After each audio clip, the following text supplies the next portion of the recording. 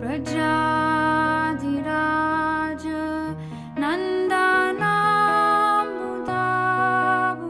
be negative, just identify some fundamental attitudes, some fundamental tenets, some theological ideas that somehow shape what you do in the realm of community building. Some may be perfectly fine and you might analyze them and say, yeah, they're fine. And some may need some further analysis. They say, yeah, I have this attitude, but what is it based on? Is it based on Guru, Sadhu, Shastra, or what is it based on? So you do that. Is it clear? Is it clear? For whom is not totally clear? Okay, one hand, two hands, three hands, fine, good. Okay, basically, we see this model, the three levels model, and we have seen how external activities, observable activities, depend on certain values and certain policies, certain strategies. And those strategies, those priorities, depend on certain moods, certain attitudes, certain underlying beliefs. So I just like to almost like psychoanalyze your congregational development. You're doing three, and just say, look, it's a research, it's an intellectual research exercise. Okay? Huh? Huh? You want to do that? Maybe I'll let you do that and then a second exercise, but I don't want to mix too much. Okay? Any question before we start? I'll circulate, I'll go around if it's not clear. But basically, I can probably put one of this thing up. Okay, you like this one? Which one you like? This one? Huh? Okay, I'll keep this up. So you discuss. No, there are certain behavior. You can start from the behavior. Huh? Say, for instance, if you sit with somebody from a different temple, you can talk. I mean, it's confidential. You can talk. You say, look, this is how we do, and I think this is our attitudes, these are our priorities, and comes from this type of vision.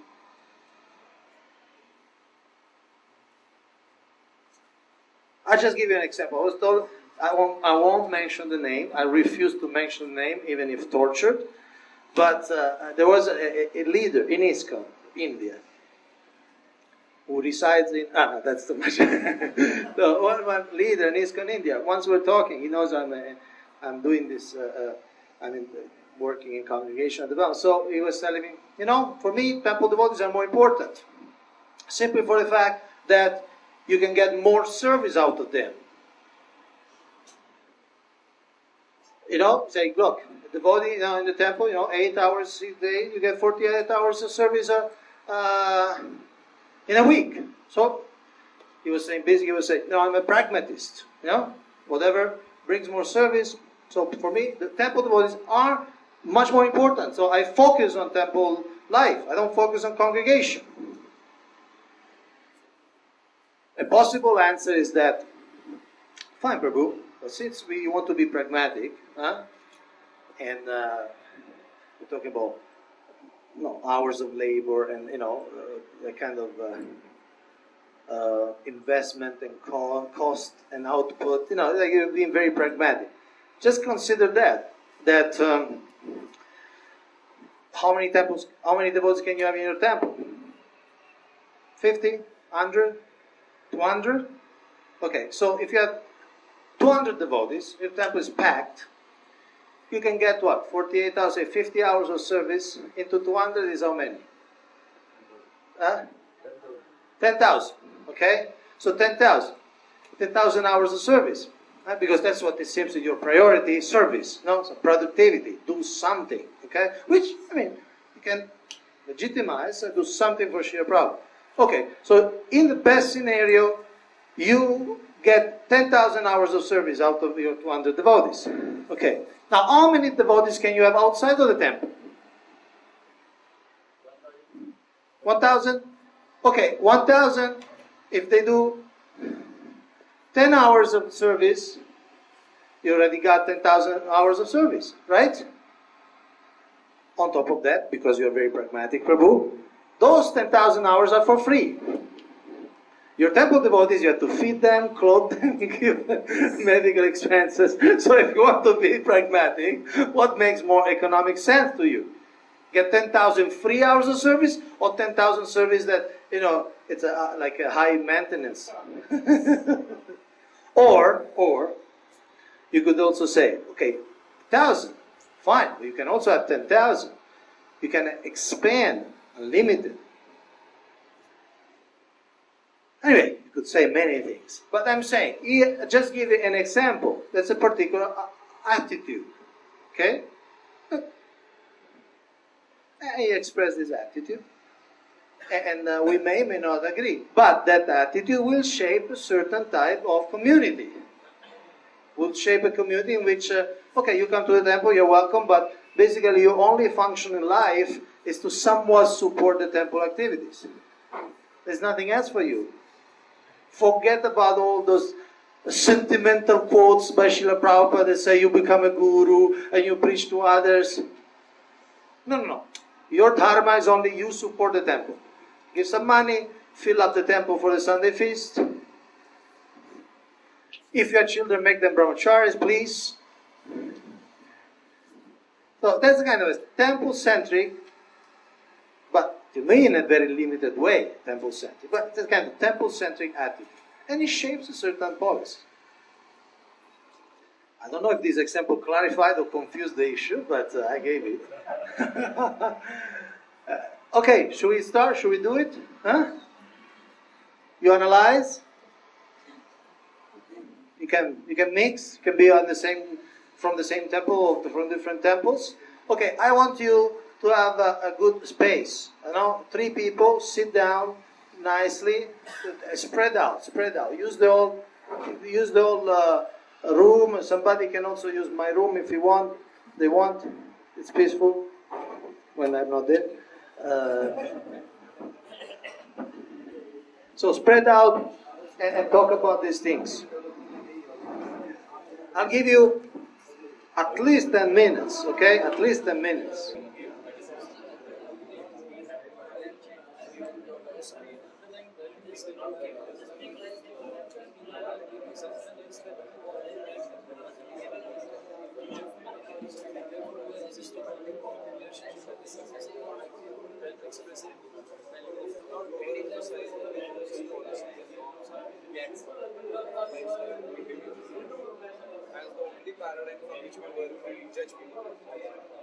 Hare Krishna. So we discussed regarding the congregation development, what are the values or artifacts and assumptions, all those things. So we came up with some points. I'll go through first artifacts, then values and assumptions. We want to see happy devotees and growing community. So this is like artifacts where devotees are happy and the community, Vaishnava community is increasing. But in little more detail, we want to see very colorful and nice Sunday feast where a lot of devotees are coming. Yatras with a lot of devotees, very colorful and very wonderful festivals, and everyone very actively engaged in services and preaching, all the devotees. So these we want to see in a community, a healthy community. So for this, what are the values, or we can say the policies which we would like to adopt?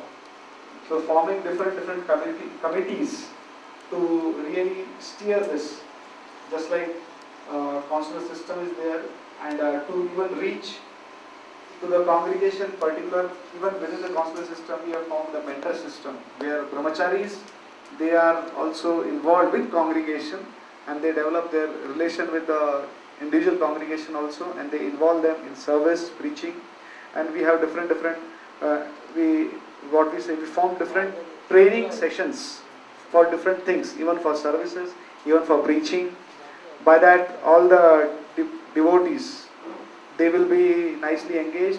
Even for, we can say, Yes, it's like we have voice, children's voice, boys' voice, girls' voice, or corporate voice, congregation voice. Means voice is Vedic oasis for inspiration, culture, and education. That's called voice. So different groups are made to train. We say train all different types of groups, and with that also even for children, women, old people, everyone.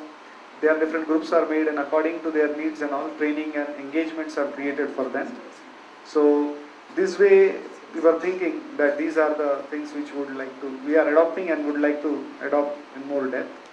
And also have good devotees, or we can say committed and qualified, enthusiastic devotees to be a part of this congregation development department, even from brahmacharis, and congregation, of course, whole congregation will be there, so that we have a good manpower which does it. And assumption, because Srila Prabhupada, he said, part of my mission is to establish Varnashram system, because two things were there. He said, to create a class of Brahmins, and second is Varnashram, which becomes a very stable platform to practice Krishna consciousness and to spread Krishna consciousness, because Varnashram becomes a very attractive, everyone according to their different talents and abilities and Varna and Ashram, they find a nice engagement, satisfying, absorbing, and also the whole community. It becomes a very colorful society where it's not a stereotype one, but everyone is nicely engaged, and because it has a very wonderful and absorbing engagements, it's a very stable platform for every individual to advance, and because it's a very strong culture, it spreads very nicely. Thank you. Anyone else wants to share?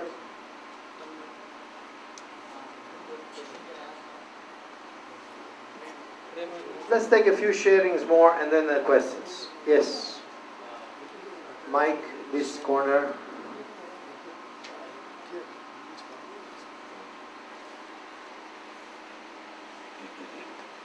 Why don't you stand here so everybody can see you also? Hare Krishna. So, wonderful discussion came out. It was, it started with serious discussion, ended with hearty laughter. How it was, because there are positive assumptions and there are negative assumptions. Positive assumptions are like, one devotee was sharing that, I want to see that whole earth is filled with Vaishnavas. Haribo! And there are some negative assumptions that things should be done in this way only. And if people are doing other way and they are going to learn by their mistake, it disturbs. Or a negative assumption is also there that this much number should be there in my program, and people should be very much contributing to the temple affairs economically. If that is not the case, then in some way my program is a failure. So there are assumptions which needs to be corrected, and also there are many wonderful ways to give Krishna consciousness to people. Like Mangal Arati is there. Like Mangal Arati can be approached in two ways: philosophical ways and cultural way. Philosophical, I am standing here because this is what is going to purify me, this is what is going to happen. And cultural way is, this is just part of life. There is no other thought. Like in the morning we see in Mayapur, little children, Gurukul children, they come running there. They are just waiting for it. So their culture means just flowing with the current and becoming devotee. So if part of culture means to becoming devotee, to remain devotee, and to make others devotees so easy, so much easier. Like we give, the lecturing is not only one way of giving Krishna consciousness to others.